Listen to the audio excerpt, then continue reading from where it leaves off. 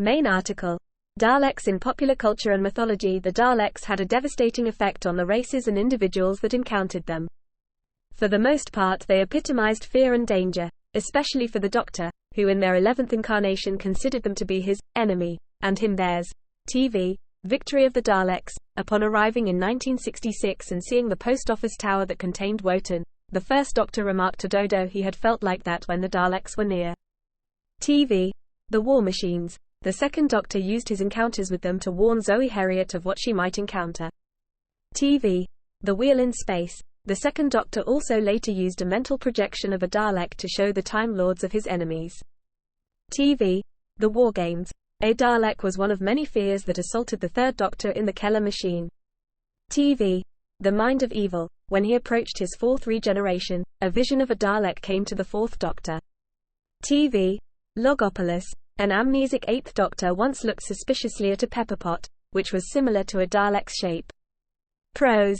The City of the Dead. The eighth Doctor also described the Daleks as the greatest threat this universe has ever seen. Audio. Blood of the Daleks. Their power over the Doctor continued through his personality when he used a chameleon arch. His human self, John Smith, sketched a Dalek within his Journal of Impossible Things. TV. Human nature. Daleks were among the creatures in the Atraxes files of races that invaded Earth. TV. The 11th Hour. Survivors of the 22nd century Dalek invasion took to calling them the Invaders. Prose. A Star's View of Caroline. The fourth Doctor knew that "it's just one Dalek" were famous last words, claiming that countless civilizations had fallen to single Daleks.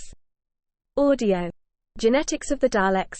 Their danger was on occasion negligible compared to a greater threat. When speaking of his fellow Time Lords at his trial, the sixth Doctor stated that the Daleks were still in the nursery compared to them.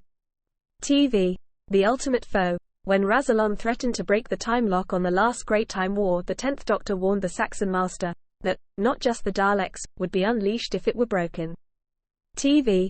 The End of Time. Nonetheless, when the Doctors united to save Gallifrey at the end of the war, they were concerned with the threat of the Daleks above any other danger. TV. The Day of the Doctor. The Daleks' impact on those humans who encountered them had different effects on their psyches. They appeared in dreams or visions.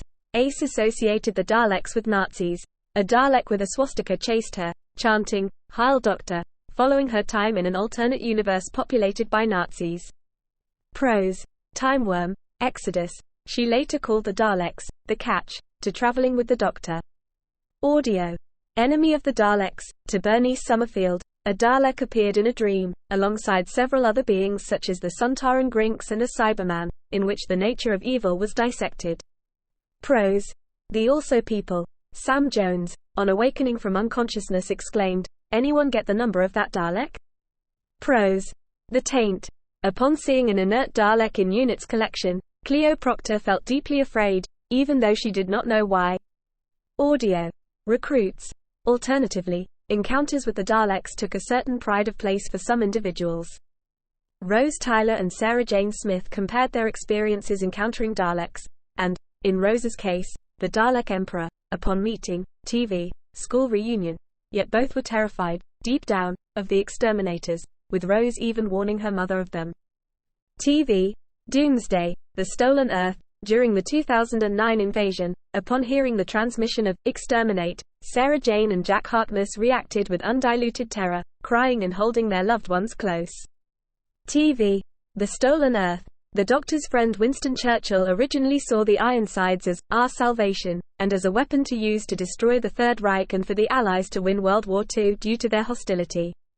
When the 11th Doctor attacked them with a spanner, Winston described the machines as precious, only to then learn of the Daleks' true nature and watch as they murdered 2 Marines.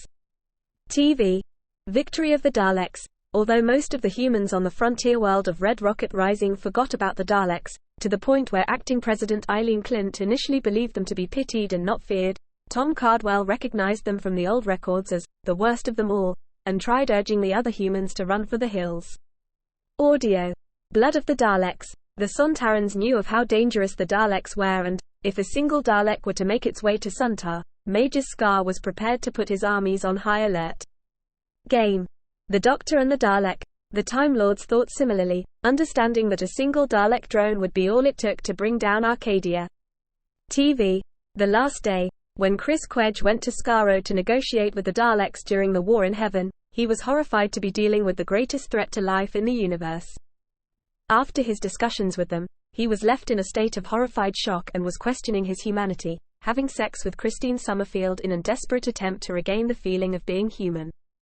In Dead Romance, Christine called the Daleks the machine people, and dedicated the book to them, ignoring the fact that they were mass murders to instead focus on how they had survived the Time Lords trying to wipe them out. Prose. Dead Romance. The Testimony Foundation, an organization that existed during the era of New Earth, knew of the Daleks and Davros. Encounters between the Doctor and the Daleks were among the events they showcased when confronting his first and 12th incarnations. TV. Twice Upon a Time.